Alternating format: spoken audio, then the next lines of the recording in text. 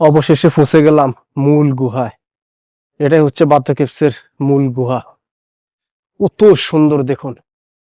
এই গুহাটি গিনেজ ওয়ার্ল্ডে নাম লিখিয়েছে। প্রায় 40 কোটি বছরের পুরনো। আমার এই পাশে রয়েছে, বাম পাশে কত সুন্দর একটা মন্দির দেখুন। ভক্তরা পুজো দিতেছে। এই মন্দিরে উঠলে খালি পায়ে উঠতে হয়। এখন পুজো চলছে। এখানে 24 ঘন্টায় পুজো চলে।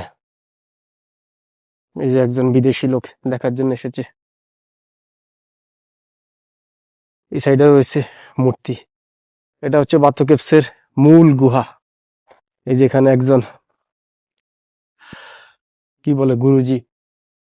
এটাই হচ্ছে বাথ কেভসের মূল গুহা। কি অসাধারণ দেখুন।